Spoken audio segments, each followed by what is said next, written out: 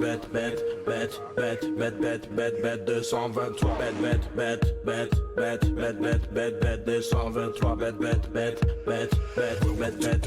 223.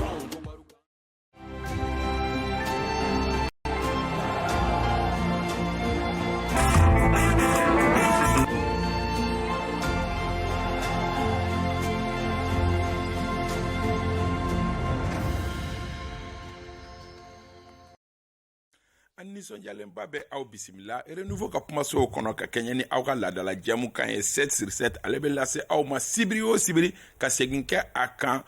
karidoyaw fɛ nɛgɛ kaɲɛ 7 wagati an bɛ aw fo ka waleɲuman dɔn aw ka danaya la a bɛ san caman bɔ ka ɲɛsin ni jɛmukan kelen in ma walasa k'aw kunnafoni a fɔra ka tɛmɛ ni jɛmukan in ale ye jamana kunkanko fɔ kɛnɛ ye jamana kunkankow tɛ dɔwɛrɛ ye ko minnu n'olu bɛ kɛ jamana kɔnɔ ka olu ta k'u di kunnafonidilaw ma u k'u hakilina di a kan nin dɔgɔkun in kɔnɔ bakurubaw ye min ye o ye k'a fɔ jalakiw olu bɛ ka bin kɔ tuguni an ka finitigilakaw kan jalaki minnu ni dugu dɔ bɛ yen nɔ ko ɲawuro o yɛrɛ bɛ sofara mara kɔnɔna la a yirala k'a fɔ k'an ka finitigilakaw k'u ye dankari yenkaw la tuguni an bɛna hakilina miiri kɛ o jalaki ninnu kan n'an bɔra yen nɔ procureur de la cour suprême dɔgɔkun in kɔnɔ kɛrɛnkɛrɛnnenya la septembre kalo tile 6 a ye bataki dɔ bɔ ka jangasere da ko maa minnu bɛ fɛnw san fɛn minnu ni a bɛ maaw bolo maa minnu ni jalaki binnen dɔ olu kan nka bataki wɛrɛ tilala ka bɔ o kɔfɛ ko procureur ko k'ale m'a fɔ surɔ a yɛrɛ bɔra ka ɲɛfɔli kɛ a ko kan an bɛna hakilina miiri o kan n'an bɔra yen nɔ an bɛna hakilina miiri kɛ fɛnɛ an ka parti politique kan parti politique jumɛn ko don an ka parti baw caman bɛ yen nɔ maa minnu n'olu y'u tu tigɛ ni olu ntanyana ka ban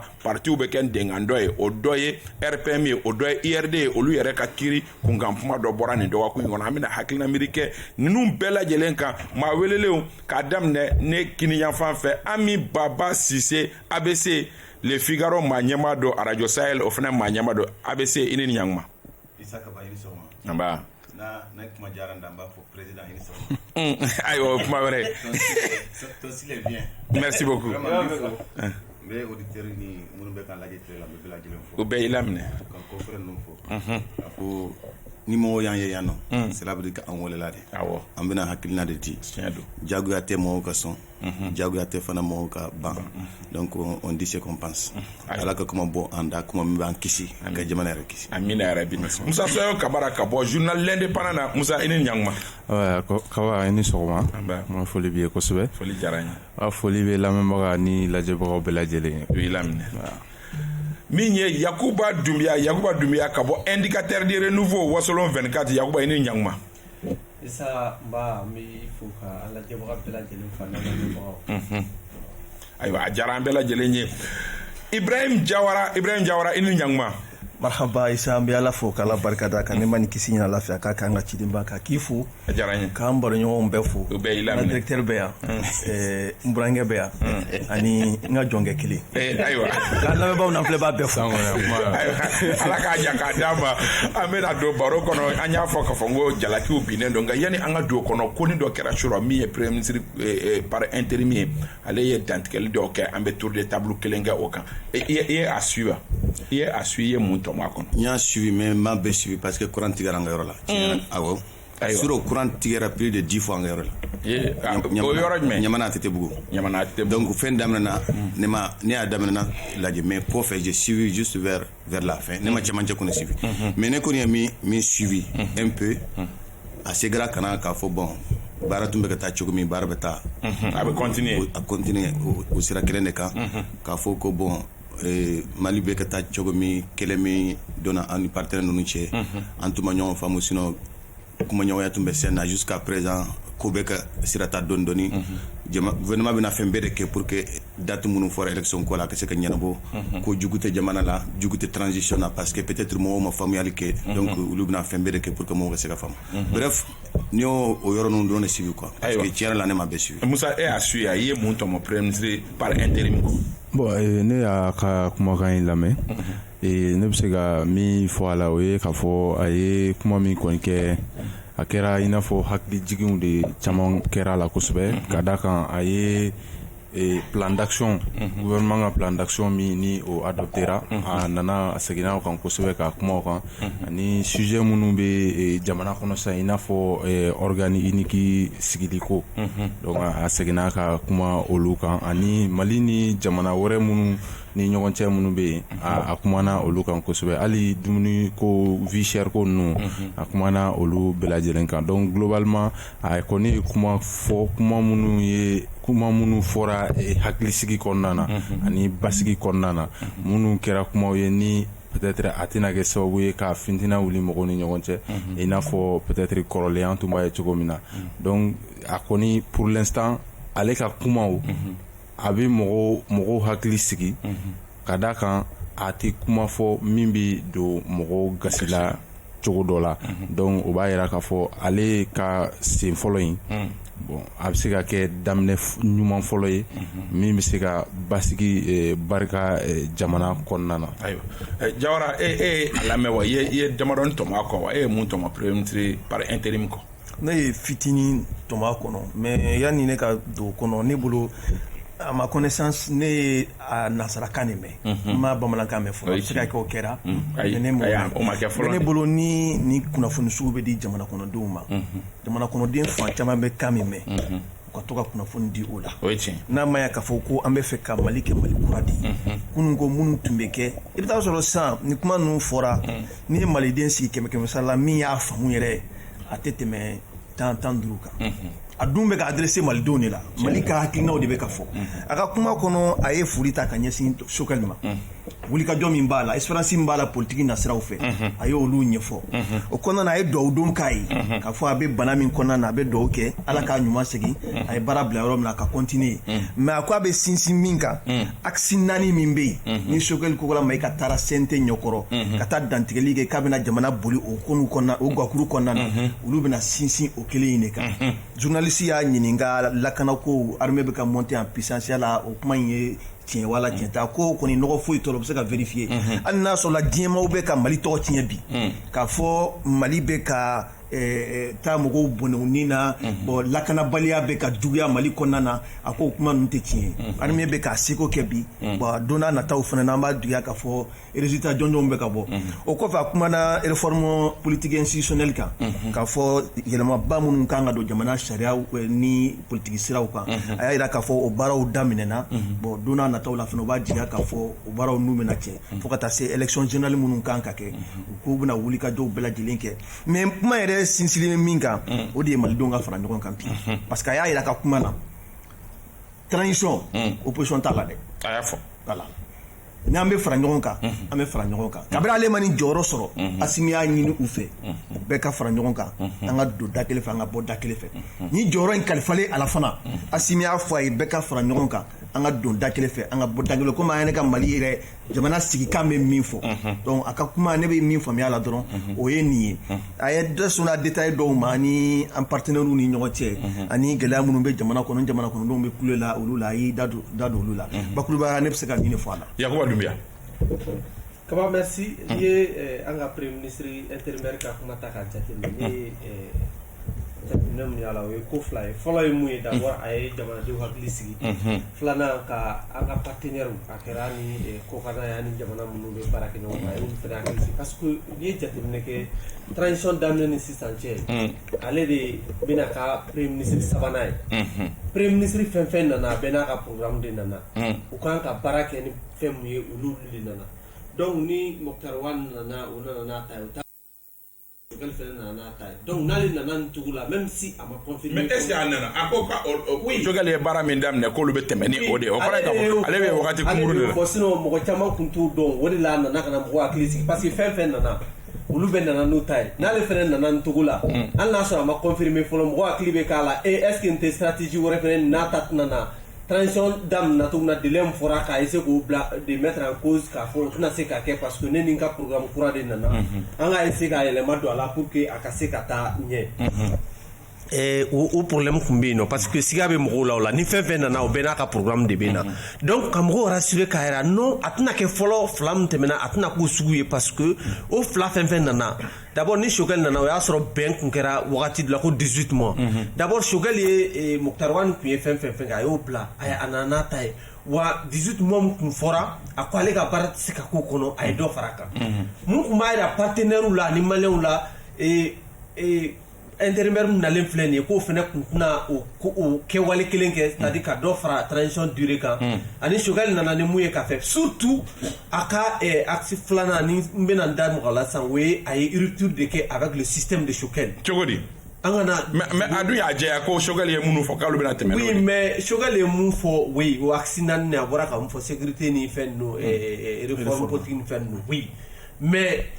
président ye kuma min fɔ Choguel ye Kuluba a tagalen o kuma fɔlɔ mun ka gɛlɛn n'a bɛɛ ye ko ka jamanadenw fara ɲɔgɔn kan mais fo sisan Choguel ma se k'o kɛ o. mais est-ce que Ablaye fana bɛna se k'o kɛ? a y'o de fɔ depuis nana a ye opposition de rupture de ta k'a yɛrɛ ko fɛn parce que Musa ye kuma dɔ fɔ c'est important Choguel ka discours ninnu na ale tun bɛ piki kɛ mɔgɔw la politigimɔgɔw bɛ piquer maintenant chaque fois nin bɛ ka politigimɔgɔw caresser k'u nɛgɛnɛgɛ ka gɛrɛ u la jamana jɔ de don bɛɛ kunko de don an ka gɛrɛ ɲɔgɔn na opposition tɛ yen nɔ hali ni opposition ko bɛ mɔgɔ kɔ n'a fɔra ko opposition tɛ yen nɔ i dɔnsen bɛ yɛlɛma n'i tɛ dɔgɔya n'i tɛ buruja ni faso ko de don i bɛ sɔn ka na. ayiwa an bɛ taa ɲɛfɛ an b'a dɔn k'a fɔ ne yɛrɛ kɔni ka jateminɛ fɔlɔ ye min ye o ye k'a fɔ a naani bi cɛ a fasara kɔni aw y'o jateminɛ. a fasara dɛ. ayiwa o b'a yira k'a fɔ ko baara in ma nɔgɔn a b'a yira an bɛ dugawu don a ye a bɛna wagati min kɛ ala k'a ta fanga d'a ma ka hakili ɲuman di a ma walasa jamanadenw munafa ka bɔ baara in na jalaki kuma o kuma ka to k'a bin anw ka armée kan a daminɛna n kɔ tuguni an bɛ se k'a fɔ o cogoya la ten tɔ a yirala k'a fɔ ko dugu dɔ bɛ yen nɔ min n'a bɛ wele ko Ɲawuro n'o bɛ Sofara o mara kɔnɔna la ko Mali armée ye min ye bingani wale ta ka se yen sigidalamɔgɔw ma wa ni sen kuma kura min bɛ a la o ye k'a fɔ binganiw yɛrɛ kɛra ka ɲɛsin cɛnimusoya o fan fɛ Musa Sayon e ye ni accusation ni jalaki ninnu e y'u ye cogo di? ne ye jalaki ninnu ye cogo min na ne tɛ se k'a fɔ jalaki ninnu ye tiɲɛ ye n tɛ se k'a fɔ tiɲɛ o tɛ mais duti caman b'a la kosɛbɛ ka da kan texte minnu bɔra k'a fɔ ko Mali sɔrɔsiw ni u bɛ sɔrɔsiw jalaki ani sɔrɔsiw ka partenaires u dɛmɛ ɲɔgɔn u bɛ olu fɔ ka tila k'a fɔ ko donsow bɛɛ lajɛlen b'a la donc texte minnu bɔra k'a fɔ sur la forme o fɔlɔ i b'a ye k'a fɔ texte ninnu sɛbɛnna tubabu journaux de fɛ c'est-à-dire faransi journaux précisément RFI ani France 24 ani Jeune Afrique ani ni ma fili journal Le Monde donc olu de ye texte in relayer kosɛbɛ bon ni ye texte in ta sur la forme i b'a ye k'a fɔ a caman ye conditionnel ye o kɔrɔ k'a fɔ kuma minnu fɔlen don a kɔnɔ kuma ninnu confirmelen tɛ u yɛrɛ bɛ siga la caman ye sɛrɛ ou bien voilà o caman de b'a kɔnɔ donc dans le jargon journalistique o b'a yira k'a fɔ ko kuma minnu don kuma ninnu confirmelen tɛ fɔlɔ a bɛ se ka kɛ tiɲɛ ye i n'a fɔ a tɛ se ka kɛ tiɲɛ ye donc o ye sur la forme maintenant n'i nana a kɔnɔna na i b'a ye kuma in bɛ na tuma min na a bɛ se ka duti bɛ se ka renforcer kosɛbɛ ka d'a kan Mali ni Faransi cɛ bɛ cogoya min na sisan n'i y'o jateminɛ i b'a ye k'a fɔ mɔgɔw bɛ se k'a jateminɛ k'a fɔ ko kabali don jumɛn munna o bɛ fɔ organe minnu y'a fɔ RFI ani France 24 n ka tɔ ninnu bɔ a la fɔlɔ olu bɛɛ lajɛlen suspendé don Mali kɔnɔna na o dimi b'olu la o bɛ se k'a fɔ o dimi b'olu la o ye kelen maintenant Jeune Afrique ani Le Monde ninnu olu bɛɛ y'a yɛrɛ laye maintenant n'i y' olu ka ko ninnu bɛɛ lajɛlen jateminɛ i b'a ye k'a fɔ waati laban in na Faransi président yɛrɛ y'a jira k'a fɔ ko o ka ambassadeur ka fɛɛrɛ kɛ ka baara kɛ ni média Faransi média olu ye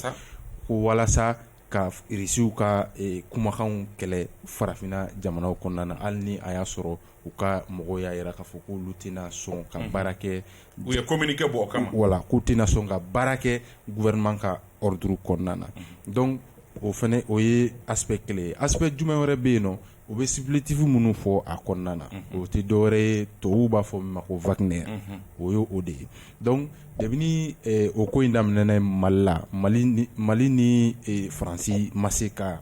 ɲɔgɔn faamuya cogoya si la donc o b'a jira k'a fɔ ko in a bɛna fara kɔrɔlenw de kan mɔgɔw bɛ se k'a jateminɛ k'a fɔ halisa kabali don Mali contre la ka Mali déstabiliser ka Mali sɔrɔsiw déstabiliser ka tila ka Mali transition yɛrɛ mangoya o bɛ se ka bila o minɛn kɔnɔna na donc n'an tɛmɛna o yɔrɔ kan an bɛ se ka min kɔni fɔ o ye k'a fɔ jamana ɲɛmɔgɔw k'a lajɛ parce que kuma minnu don a bɛ se ka kɛ sɛmɛ wɛrɛw bɛ se ka sɔrɔ la parce que témoignage dɔw b'a a kɔnɔna na hali ni y'a sɔrɔ a kumakan bɛɛ lajɛlen confirmelen tɛ donc n'i y'a ye mɔgɔw bɛ témoignage kɛ certainement fɛn dɔw bɛ yen nɔ donc k'a jateminɛ ni a y'a sɔrɔ ni cas sugu minnu bɛ an ka kɛlɛ kɔnɔna na ni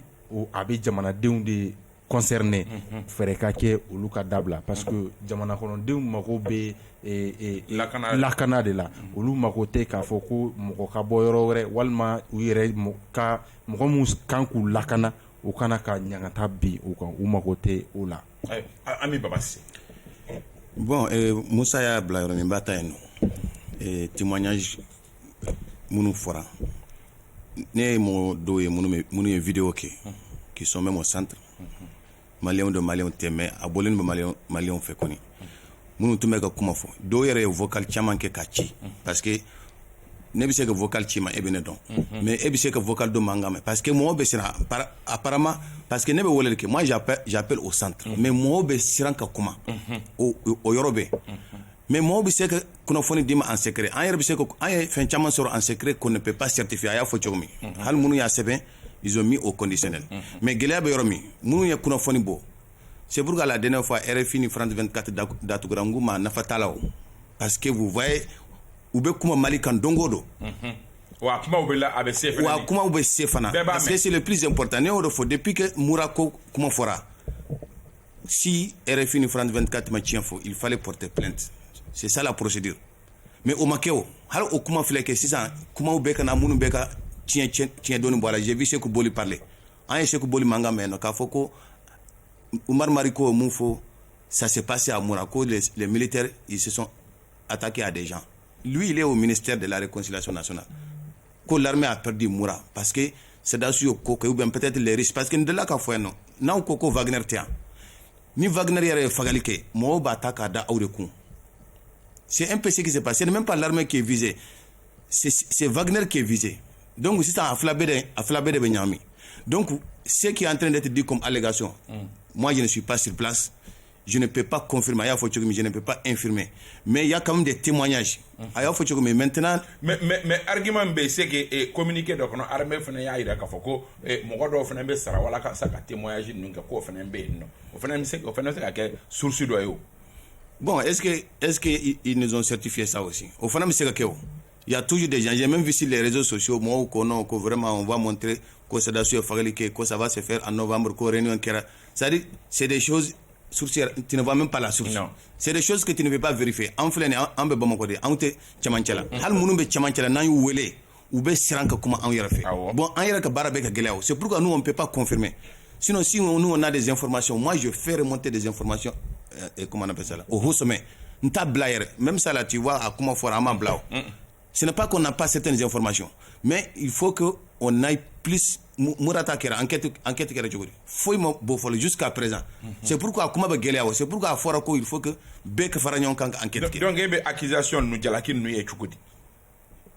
je ne peux pas confirmer ça je ne peux pas infirmer ça parce que moi je suis journaliste Kaba neko de badon nebe fin bla il y a un début là-dedans donc c'est la même chose avec les autres confrères vous savez que Fendo Bla et Jenny Femio même entre nous journalistes maliens là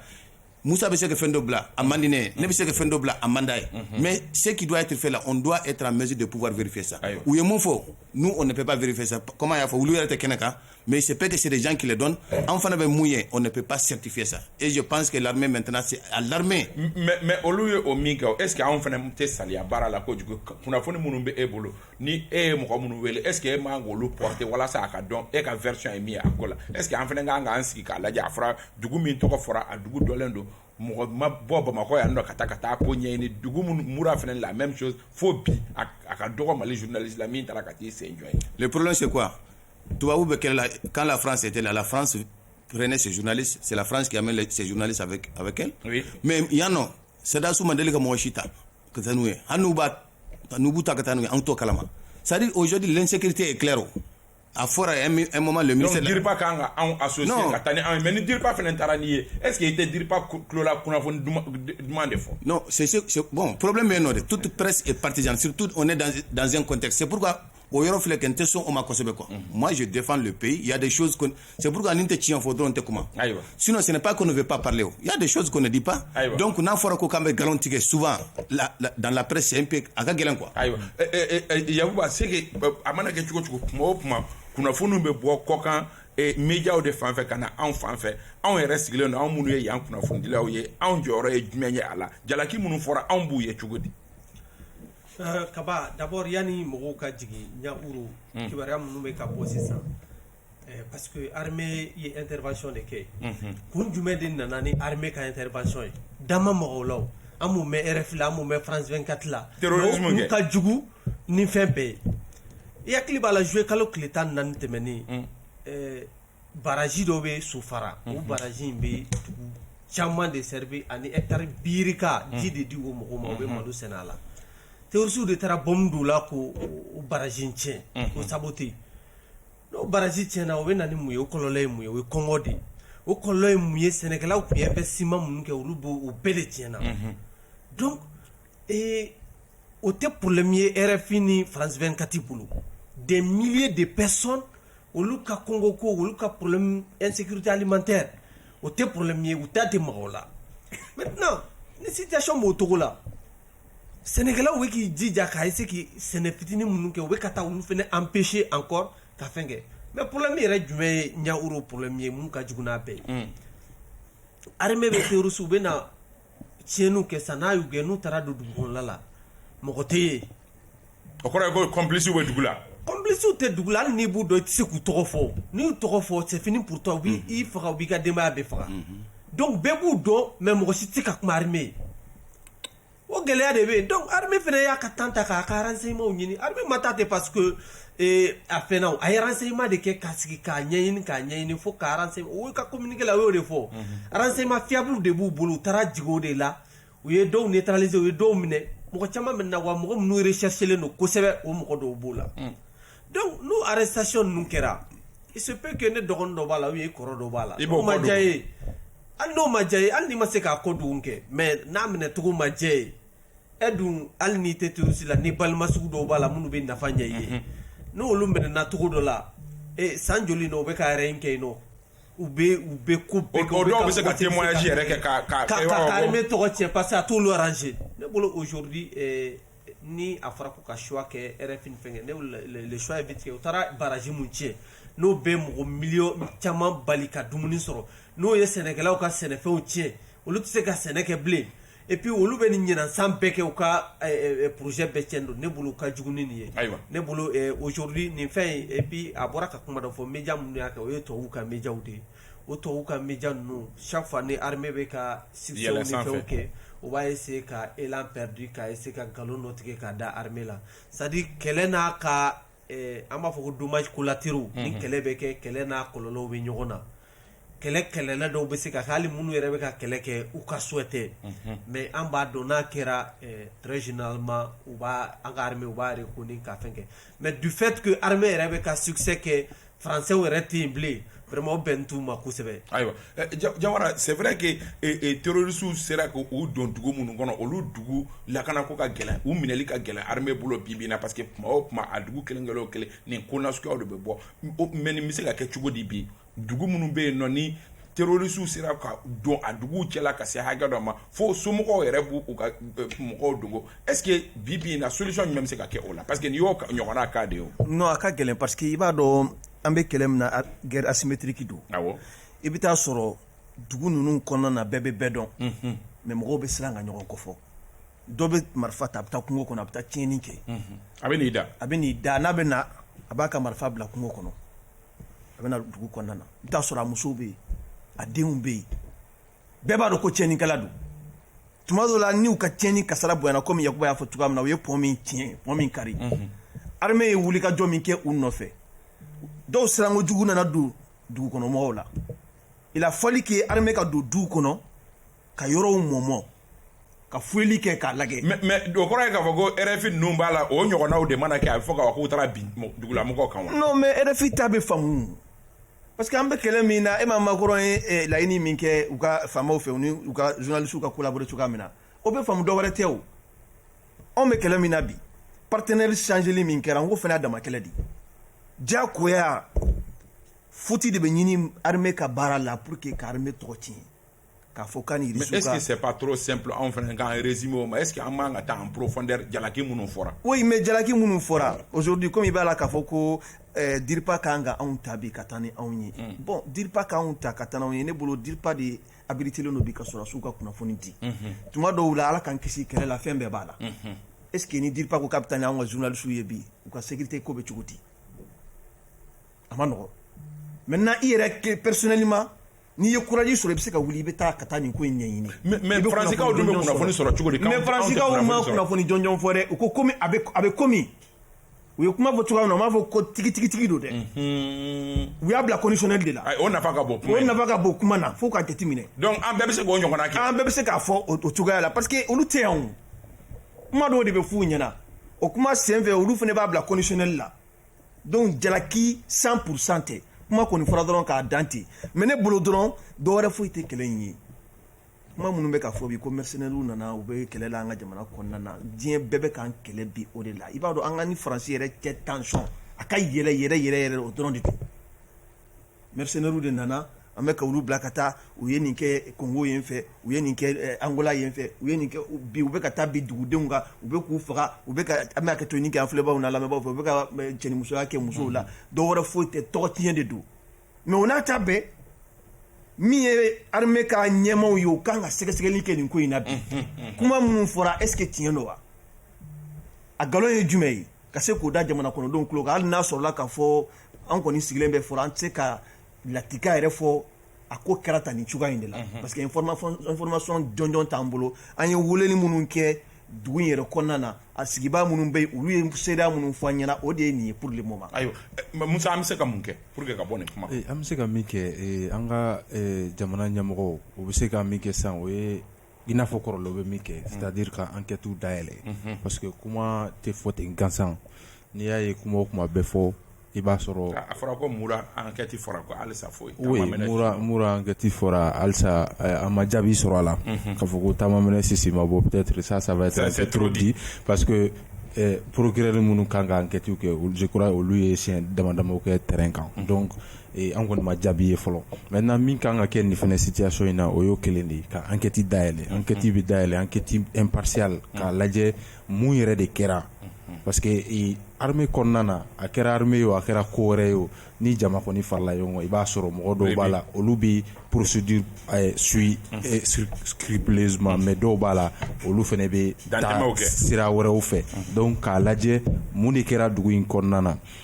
ni y'a sɔrɔ bingani wale minnu kɛra o ka se ka fɔ mɔgɔw ɲɛna ni bingani wale yɛrɛ fɛnɛ ma kɛ o fɛnɛ ka fɔ mɔgɔw ɲɛna o ka mɔgɔw assurer jamanadenw yɛrɛ fɔlɔ ka rassurer parce que tant que ni an ka mɔgɔw ma information jɛlen di jamana kɔnɔdenw ma jamana kɔnɔdenw yɛrɛ tɛ da jamana ɲɛmɔgɔw la ni jamana kɔnɔdenw ma da jamana ɲɛmɔgɔw la an bɛ fɛ ka terrorisme ka kɛlɛ cogo min na a ka gɛlɛ o ka se ka kɛ maintenant jamana kɔ kan fɛnɛ ni enquête kɛra enquête minnu y'a jira k'a fɔ ko in ma kɛ o bɛ se ka jamana kɔkanmɔgɔw fɛnɛ hakili sigi walima ni jaabi y'a jira k'a fɔ mɔgɔ damadamaw tun bɛ a kɔnɔna na olu ye nin action minnu kɛ olu tun man ka kɛ kɛlɛkɛyɔrɔ la o b'a jira k'a fɔ baara in bɛ ka kɛ jɛlenya kɔnɔna na baara in bɛ ka kɛ droit de l'homme bonyali kɔnɔna na parce que n'i y'a ye an yɛrɛ ni jamana kɔfɛ mɔgɔw bɛ kɛlɛ la kosɛbɛ nin yɔrɔ in de don parce que an ka mɔgɔw ko enquête minnu bɛ kɛ olu de bɛ enquête kɛ mais kɔkanmɔgɔw y'a jira k'a fɔ communauté internationale u b'a fɔ ma communauté internationale olu ko ni enquête bɛ kɛ MINUSMA ka associé walima MINUSMA ka enquête kɛ parce que olu bolo MINUSMA ka enquête ye minnu jɛlen don minnu c'est indépendant donc o gɛlɛya bɛ an ni jamana caman ni ɲɔgɔn cɛ i n'a fɔ États-Unis ni France ni na ɲɔgɔn na donc a ka kan bi an ka mɔgɔw ka fɛɛrɛ devant ta ka enquête kɛ situation in kan hali ni a y'a sɔrɔ média dɔw de y'a fɔ média minnu ni an man di aw t'a jira k'a fɔ ko fɛn tɛ yen donc olu de bɛ taa lajɛ sisan min bɛ yen nɔ ka sɔrɔ k'o kuma jɛlen lase jamana kɔnɔdenw ma. an bɛ se mun kɛ. problème ka gɛlɛn dɔɔni kaba ni bɔra ka fi ɲɛna sisan ko mɔgɔw bɛ siran ka kuma aujourd'hui jamana bɛ yɔrɔ min bi mɔgɔ minnu bɛ se ka taa kɛlɛkɛyɔrɔ la ça c'est l'armée d'abord bon hali ni armée taara ka taa mɔgɔw ɲini ka sur place mun de kɛra jɔn de y'a attaqué a ka gɛlɛn parce que terroristes fana bɛ k'u menacer o la accord caman signéna dans beaucoup de localités k'a fɔ aw kana information di sɔrɔdasiw ma armée dun filɛ kɛ n'a taara yɔrɔ la a tɛ se ka to yen a bɛ taa donc a kɔlɔlɔ bɛ se mɔgɔw ma c'est pourquoi c'est compliqué et Boiron tout près il y a un haut responsable qui m'a appelé l'autre jour ko ale yɛrɛ c'est un des responsables de la commune ka ale yɛrɛ information b'a bolo mais a tɛ se ka taa di sɔrɔdasiw ma ko parce que n'a taara n'u y'a ye u b'a faga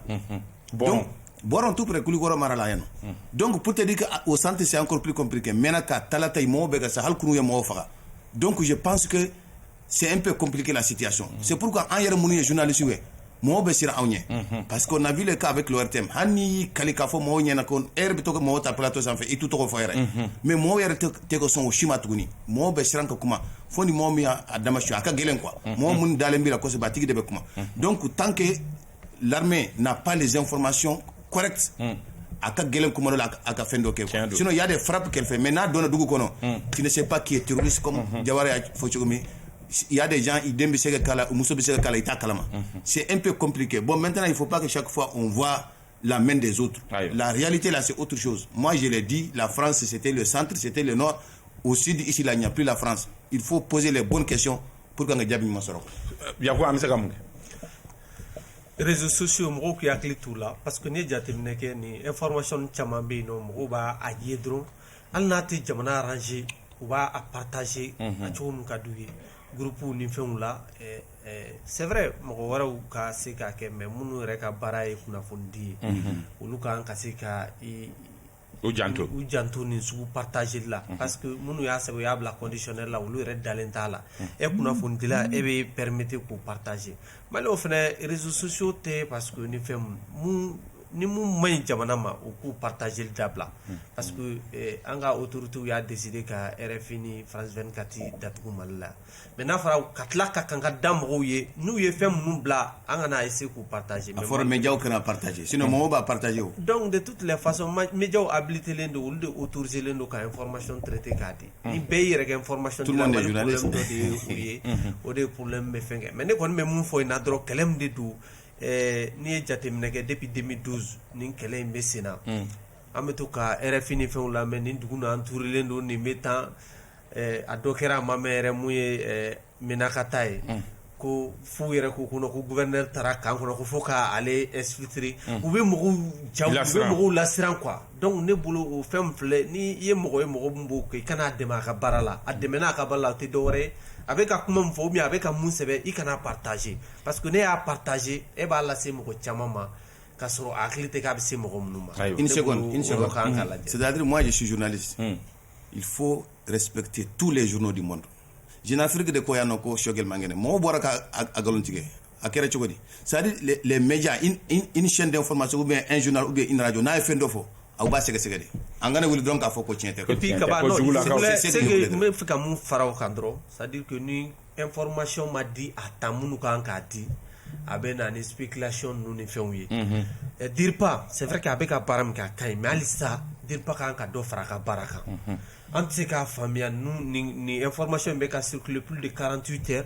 dire pas ma se ka bɔ ka fosi kɛ et puis a fɛn caman bɛ yen nɔ a dɔw u b'a dɔw jaabi kalo kelen ou bien kalo fila kalo saba tɛmɛnen par exemple u ka conférence dire pas ka conférence tɛmɛnen u tun bɛ bon ni kuma la alors que o polémique tɛmɛna a mɛnna yɛrɛ o don o de ale y'o jaabi il faut vérifier o de b'a kɛ parce que a ma nɔgɔn quoi ouais mais olu ka baara de don ni information ma da di wagati la minnu bɛ information sɔrɔ cogo ka caw mais minnu habilitelen dɔ la olu ta de bɛ minɛ ka bolo k'o la mais n'olu ma sɔn ka kuma a wagati la fo chaque fois olu bɛ réponse di la ni mun kumana nin tɛ ni mun kɛra ka mɔgɔ mais radio wɛrɛw bɛ se ka information sɔrɔ DIRPA ɲɛ cogo di voilà ni o kɛra DIRPA k'a essayer vraiment mais exemple kelen pe di ma moi j'ai l'habitude i bɛ DIRPA directeur i b'a wele à tout moment a bɛ téléphone ta Solomon an b'a fɔ n'i y'a wele a bɛ téléphone ta mais n'i y'a wele information ma difficilement n'a bɛ se ka kuma donc n'i ma sɔn ka kuma ni journaliste y'a ka information sɔrɔ wɛrɛ k'a di e bɛ tila ka taa bɔ k'a fɔ ko tɛ tiɲɛ ye ne bolo aujourd'hui kan ka bɔ posture la ka information di mɔgɔw ma o mago b'a la wagati min na yani a ka kɛ fɛn kɔrɔlen u ka tila k'a fɔ k'u bɛ réponse ayiwa an bɛ DIRPA maa ɲɛmaaw fɔ colonel Sulemani Danbɛlɛ ani colonel Mariam Sagara an b'u fɔ mun kan ka kɛ Jawara min kan ka kɛ communication yɛlɛma ka don a la ni an ka armée ka kunkanko kuma dɔ bi ne bolo DIRPA de ka surun o la bi ni diɲɛ mɔgɔ bɛɛ ye awɔ parce que force étrangère minnu tun bɛ olu bɛɛ rentré la presque bi anw ka kɛlɛkɛcɛw de bɛ terrain kan ni diripa mago bɛ information fɛn fɛn na à temps réel a bɛ se k'a sɔrɔ ka jamana kɔnɔdenw kunnafoni i bɛ siran mɔgɔ min ka nin dun kana to k'i sumusumu tiɲɛ don parce que ninnu bi u bɛ ka fiɲɛ bɛɛ de ɲini anw ka armée la min b'a to u bɛ se k'u mangoya diɲɛmɔgɔ ye donc ni o cogoya bɛ yen a ye kɔn a ka kunnafoni jɔnjɔn di jamana kɔnɔdenw ma min b'a to siga minnu bɛ yen o la n'olu ye min fɔ an b'o minɛ an bɛ baara kɛ n'o ye an bɛ baara kɛ ni o de ye mais n'olu ma fɛn fɔ fo mɔgɔ wɛrɛw de y'a fɔ fo mɔgɔ wɛrɛw ka bɔ fo jamana wɛrɛw continent wɛrɛw la k'o fili bɔlɔlɔw ni fɛnw sanfɛ finalement jamana kɔnɔdenw hakili bɛ to filan na filanan ye mun ye jamana kɔnɔdenw k'u taabolo yɛlɛma tu peux ne pas aimer la transition mais armée an bɛɛ bɛ ɲɔgɔn sɔrɔ armée de la kuma bɛ kuma na tuma dɔw la kana ta k'i ka armée secret parce que n'i y'a ye hali ni radio minnu bɛ diɲɛ kɔfɛ ou bien ni journaux minnu bɛ diɲɛ kɔfɛ u bɛ nin kuma sugu sɔrɔ c'est parce que maliyɛn dɔw de bɛ yen kuma dɔw la olu de bɛ kuma dɔw lase u ma o donc maliyɛnw u ka fɛɛrɛ kɛ bi an ka militaires an k'u dɛmɛ information nasiraw b'a la hali ka kunnafoni di kɔfɛ mɔgɔw ma tuma dɔw la mais ni jamana bɛ jamana n'i ye nin sugu kɛ ni bɔ kɛra kalama i bɛ minɛ de o parce que jamana bɛ temps de guerre de la donc kunnafoni dɔw bɛ yen olu ma hali n'a sɔrɔla dɔw ye tiɲɛ ye tuma dɔ la a tɛ bɛn i k'olu ɲɛfɔ a téléphone kan yɛrɛ kan ka se ka localiser a kan ka localiser o si tɛ se ka kɛ voilà mais finalement i b'i yɛrɛ ɲininka quoi tout cas ne bɛ se ka min fɔ dɔrɔn DIRPA k'a ka taabolo yɛlɛma ka information di à temps réel min b'a to waso ninnu bɛ don jamana kɔnɔdenw hakili la o bɛ se ka bɔ yen cogoya min na. ayiwa an bɛ aw fo o sujet la an bɛ taa an ka sujet filanan kɔnɔna la kɛrɛnkɛrɛnnenya la communiqué procureur de la cour suprême ale ye communiqué bɔ communiqué min ni a kun fɔlɔ bɔra septembre kalo in tile 6 communiqué min kɔnɔna la n'a kalanna ORTM yɛrɛ la o communiqué kɔnɔ procureur bɛ kangari da mɔgɔw ye ko minɛn minnu bɛ yen ni maa dɔw bɛ yen olu bɛ k'u bolola fɛnw kɔ a ɲini ko olu feere ko ni maa min kɛra sababu ye k'o san ko i ye mɔgɔ min bolola minɛn san o k'aw bɛɛ bɛ gosi bere kelen na d'abord Jawara n'i ye communiqué in ta ka jateminɛ fɔlɔ an ka kuma communiqué in yɛrɛ kan ye communiqué in ye cogo di kalo tile 6 communiqué communiqué ne y'a ye a cira ne ma ko n k'a lase an ka chaîne sanfɛ effectivement n y'a lase mais o kɔnɔna na an ye dɔwɛrɛ fana ye min ni a tɛ kelen ye ka se ka fiɲɛ bɔ procureur ka kumakanw na o ni min cira ne ma o n'o tɛ kelen ye mais ne ma se ka fɛn min faamuya ni n bɛ ka n yɛrɛ ɲininka komi sariya ko kumaw de don anw tɛ juge ye yan nɔ a fɔra mɔgɔ minnu bɛ yen n'u nɔ minɛnen don sariya fɛ u bolo fɛnw a bɛ se ka kɛ du ye a bɛ se ka kɛ dugukolo a bɛ se ka kɛ fɛn wɛrɛw ye ni u ko k'u b'a feere maa minnu ma mɔgɔw kana u san parce que n'i y'a san tuma dɔ la ni ala ma far'i kan i bɛ kɔlɔlɔ sɔrɔ a la ne ye n yɛrɛ ɲininka il y a ce qu'on appelle la présomption d'innocence ni minɛna hali ni da taara mandat de dépôt de la fo kiiri ka tigɛ k'a fɔ kuma min fɔr'i ma i nɔ b'a la wala i nɔ t'a la n'o tɛ a bɛ yira k'a fɔ e nɔ tɛ foyi la bon n'i nɔ tɛ foyi la i ka biɲɛ min bɛ yen yala a bɛ daga e k'o feere wa wala a tɛ daga e k'o feere wa ne ye n yɛrɛ ɲininka o la a filanan il y a les droits de propriété comme an ka constitution yɛrɛ y'o garanti e ta ye min ye o y'i ta ye e sagoya b'o la k'o kɛ cogoya min ka di ye bon ni o droit de propriété bɛ yen mun b'o o bɔ i bolo ko i tɛ k'o feere mɔgɔ wɛrɛ ma ne ye n yɛrɛ ɲininka o fana na maintenant mɔgɔ minnu b'a san jɔn de nɔ minɛnen don sariya fɛ jɔn de ma nɔ minɛ sariya fɛ e b'o dɔn cogo di ne ye n yɛrɛ ɲininka o la fɛn dɔ bɛ fɔ u b'a fɔ ko la mesure conservatoire juge d'instruction de bɛ se ka ta ni siga kɛra mɔgɔ min na k'a nɔ minɛna sariya fɛ ka mandat d'a kan k'a ka minɛnw a bolo fɛn dɔw bɛ yen juge d'instruction bɛ se ka olu bila justice ka bolo kan a bɛ se ka feere sira minnu fɛ olu bɛ ladɔnniya k'a fɔ ko karisa ka nin fɛn ninnu tɛ se ka feere n'o kɛra n'a sɔrɔ ni dugukolo don san n'i taara k'i bɛ taa dugukolo san ni titre foncier don domaine b'a f'i ye k'a fɔ ko non nin bɛ kiiri ka bolo kan o bɛ kɛ cogoya condition de bɛ o fana na a ka taa sɔrɔ e nɔ minɛnen don k'i to baara min kɔnɔna na i bɛ taa sɔrɔ e ye fɛn dɔ sɔrɔ san 30 o fɛnw b'i bolo i minɛnen don fɛn minnu na rapport foyi tɛ o ni kura in ni ɲɔgɔn cɛ la o tɛ se ka don a kɔnɔ ne bolo ni mesure conservatoire ni nafa tun ka bon kosɛbɛ juge d'instruction ka baara hukumu kɔnɔna na ka tɛmɛ tuma dɔ la ni communiqué in kan a dɔ fana ye mun ye n'i y'a jateminɛ an ka jamana kɔnɔna na bi mɔgɔ dɔw bɛ yen ko olu a bɛ se ka kɛ k'u nɔ bɛ ko yuruguyurugu nasira dɔw fɛ susceptible u y'a fɔ cogoya min na susceptible a bɛ se ka kɛ mais o jɔn ye ɲininkali bɛ yen sariya yɛrɛ ko hali n'i minɛna n'i ka kiiri ma kɛ fɔlɔ tu es présumé innocent i nɔ t'a la i nɔ t'a la mais i ma minɛ fɔlɔ yɛrɛ fo bisigi de b'i kan bisigi hali bisigi yɛrɛ e yɛrɛ t'a kalama ko bisigi bɛ a bɛ se ka kɛ k'i nɔ bɛ tarasi dɔ bɛ yen k'i nɔ b'a la bon finalement jɔn ka fɛn kana san bon an ma yɛrɛ ɲininka Musa e communiqué ye communiqué fɔlɔ ye bon i b'a dɔn ne tɛ ka kɛ polémique ye koyi c'est-à-dire déjà procureur yɛrɛ bɔra k'a jira k'a fɔ ko a ka communiqué kɔni jɛlen donc an k'o lakile fɔlɔ communiqué min bɔra tiɲɛ don procureur les 6 communiqués tiɲɛ mais les 8 communiqués k'o tɛ tiɲɛ communiqué kɔrɔ min bɔra ka dɔ in démenti o tɛ tiɲɛ donc an b'o bila kɛrɛfɛ voilà donc an bɛ kuma les 6 communiqués maintenant communiqué min bɔra ne bolo communiqué a kan ka kɛ pour moi pourquoi a kan ka kɛ de un mɔgɔ minnu bɛ minɛnw san mɔgɔw bolo mɔgɔ minnu bɛ dugukolo san walima u bɛ fɛn wɛrɛw san mɔgɔw bolo a bɛ se ka kɛ sababu ye e min bɛ fɛ k'i ka wari e min y'i ka wari don dugukolo la i ka wari bɛ kisi parce que n'i ka wari don minɛna min jɛlen tɛ min bɛ se ka minɛ kɔfɛ i ka wari bɛ se ka tiɲɛ a bɛ se ka kɛ sababu ye olu ka wari bɛ kisi dɔ ye côté dɔ in fɛ o ye jumɛn ye mɔgɔ minnu bɛ yen nɔ ni kɛ b'olu kɔ ni a y'a sɔrɔ hali n'a ma confirmer a bɛ se ka kɛ sababu ye ko olu lasiran ani mɔgɔ minnu bɛ fɛ k'a kɛ olu ta ɲɔgɔnna kɛ mais jɔnnu lasiran jɔnnu de don Musa i b'o dɔn joli bi ne mago bɛ ka so san ne bɛ se ka bisigi cogo di ko Musa min kuma bɛ ka fɔ ne bɛ fɛ ka so san e tɛ se k'o dɔn mɔgɔ si o ye ɲininkali b'o yɔrɔ de la e bɛ se k'a dɔn cogo jumɛn na ko mɔgɔ dɔ de ko e bɛ fɛ ka fɛn min san ko fɛn jɛlen tɛ e tɛ se k'o donc o kɔrɔ ye ko siga bɛ Mali fonctionnaire bɛɛ la bi kɛ an bɛ yɔrɔ min na sisan mɔgɔ minnu ne bɛ se ka min fɔ a la o ye jumɛn ye mɔgɔ minnu bɛ yen nɔ ni minnu minɛnen don walima ni mandat bɛ minnu contre la i bɛ se k'olu de jateminɛ donc olu bolo fɛn man ka san bi i bɛ se k'olu jateminɛ parce que tant que ni mɔgɔ bɛ juge s'il est devant les juges a ka ko i b'o jateminɛ parce que n'a bɛ ka minɛn feere e ma e t'a dɔn minɛn bɔra yɔrɔ min na o de la mɔgɔw b'a fɔ hali bamanankan na ko zon a n'a bolofɛn sanbaga k'a bɛɛ lajɛlen ka kan donc ni mɔgɔ bɛ justice ɲɛkɔrɔ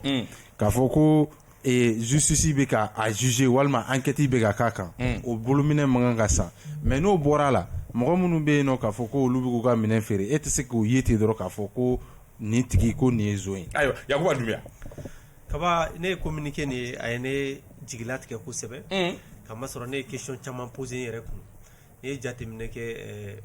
fɛn in bɛɛ daminɛ ye mun ye an bɛ OCLEI mɔgɔw fo yan office central de lutte contre l'enrichissement illicite olu de bɛ ninnu détecter k'a fɔ ni so in bɛ n bolo ni nin ka kan ni nin man kan ainsi de suite mais ne jateminɛ kɛ o OCLEI ka rapport laban in na u ko ka daminɛ 2015 la ka na 2015-2019 la wari min détournera Mali kɔnɔ a bɛ taa miliyari 100 ani miliyari 60 ani dɔnni na n'i y'o wari ta k'a lajɛ kaba o bɛ se ka hôpitali 260 ani 60 k'o jɔ Mali la centre de santé o 1700 ani dɔɔni a bɛ se k'o jɔ a bɛ se ka pont 40 fɛnɛ jɔ donc o wari ka ca ne bolo aujourd'hui ni o fɛn ninnu kɛra OCLEI y'o fɛn kɛ a bɛ tila k'a bila justice ka disposition de la ne bolo ne ye question min kɛ ninnu ka communiqué in na o question fɔlɔ ye mun ye jamana mago bɛ wari de la wa jamana mago bɛ ka mɔgɔw puni de cogo di voilà parce que n'i ko mɔgɔ y'i ka wari dun mɔgɔ y'i ka wari suɲɛ ne bolo i ka suɲɛ de ye a k'i ka wari sigi i ma ye o a bɛ fɛn fɛn kɛ sa i ka wari ka segin ma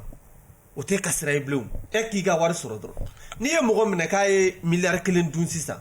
jamana ka wari la a man k'a dun n'i y'a minɛ o le kɛ i k'a bila kaso la yen ten n'a ko n bɛ se ka n ka so feere ka a wari dɔ sara wari la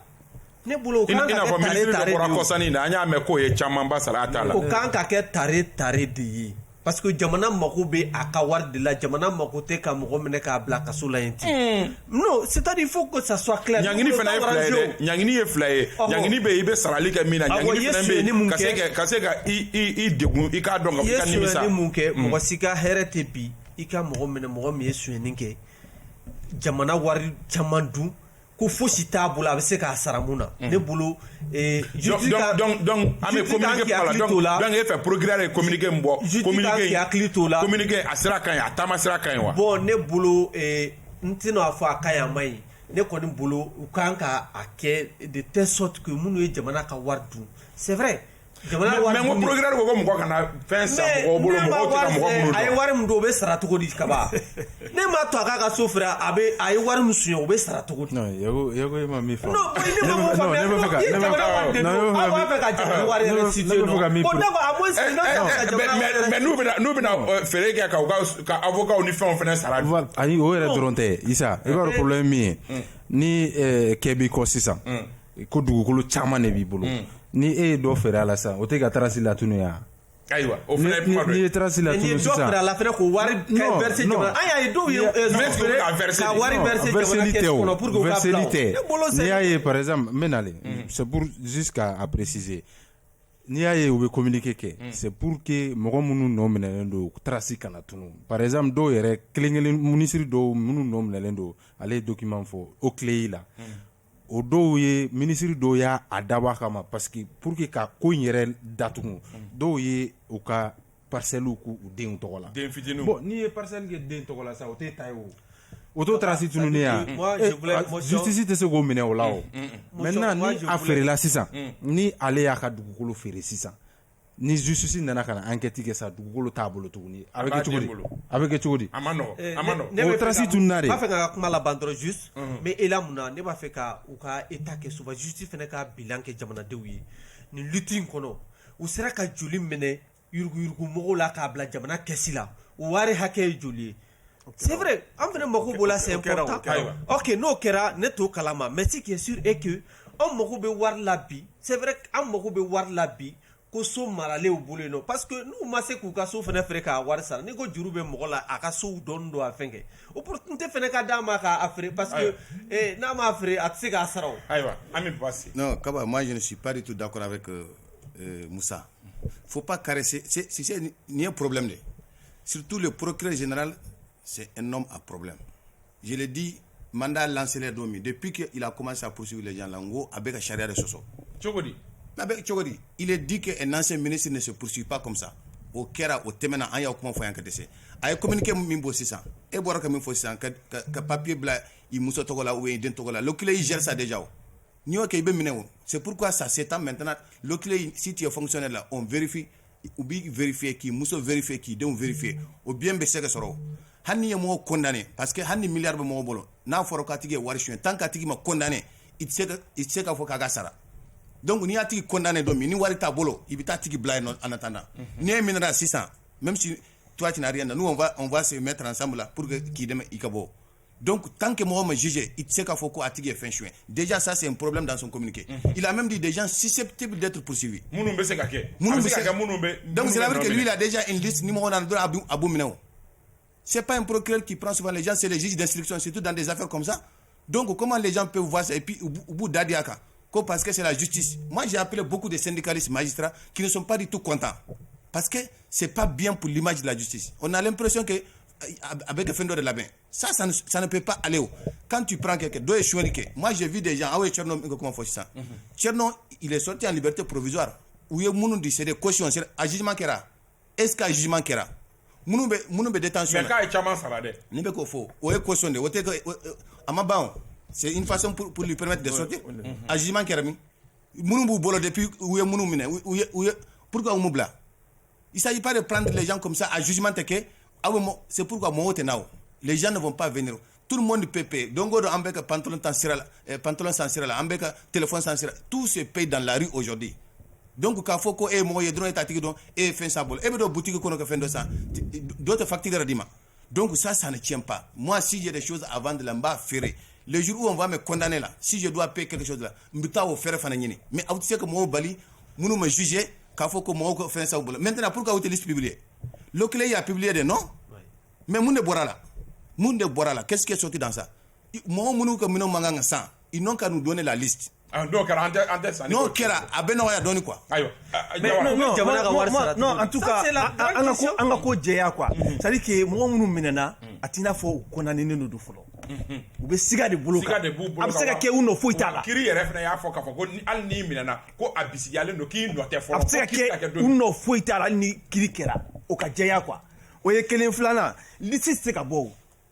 Ka fo ko karsa o ye ninke. Non, eti ko fo. Siga de kilo no ou la folo ou bita blay sega lu beke sira mumbe ni amse kan sisi o kan o ye mesure conservatoire de justice institution de psikota katiku ka mina la sago katika mina on ka abla justice ka bolo kan min ba to fere chogo tala ne bolo o de sira nyumai mais ni ke communiquer ketan abse ka ke do be yala la le ta do ka se me kola ere bo no ga ba bolo fere du ko ga o bolo fenga na sa ni e mingo ki ba san fele ko ifse ka kololo soro ala ne ko ngo de problème doni suno sira inga no mo mina nembe ani mo ni be mesure conservatoire te mina minga ne be se ko san foi te bola non c'est que il y a quand même un droit de propriété qui est même garanti par la constitution donc il s'en remet non Issa mesure conservatoire be kiri bolo o ko ka ko na fate communiquer moi je maintiens ma position. C'est-à-dire pour moi c'est un communiqué dissuasif, c'est-à-dire Kamgo la sera. Mais est-ce que non parce que ameyoro mina o lu bébé nafanye corruption kelela. Parce que ni mɔgɔ minnu bɛ correction kɛ mɔgɔ minnu bɛ yurugu kɛ ni yiralu la sa minnu a bɛ minnu hakili la mɔgɔ t'o dɔn dɛ i tɛ se ka dɔn mɔgɔ si bolo a bɛ se ka mɔgɔ bagabaga parce que munna non mɔgɔ minnu nɔ minɛnen don olu ko tɛ dɛ mais mɔgɔ minnu ni olu bɛ fɛ k'a kɛ a b'olu lasiran. Maintenant n bɛna précision di par exemple pour le cas de l'Oclé et Oclé bɛ déclarer a bɛ rapport min kɛ Oclé tɛ mɔgɔ tɔgɔ préciser a kɔnɔna na u kɔni bɛ ministres fɔ u bɛ titres fɔ u ka rapport laban in na par exemple u ko dossier 6 c'est-à-dire mɔgɔ 6 olu mɔgɔ 6 jamana kɔnɔna na olu dugukolo min b'olu bolo maison d'habitation 37 37 mais parcelle mun bɛ olu bolo 178 maintenant n'i y'a bɛɛ lajɛlen ta k'a kɛ hectare ye san a bɛ t'i jɔ 170 hectare 100 ani hectare 70 a wari faralen ɲɔgɔn kan miliyari 2 ani miliyɔn 700 donc ni i y'olu fɛn sugu ninnu ta olu tigilamɔgɔw o dugukolo b'olu bolo olu ko o dugukolo feere nin wagati in na garanti jumɛn b'e bolo k'a fɔ ko n'u minɛna don min na k'u bɛ se ka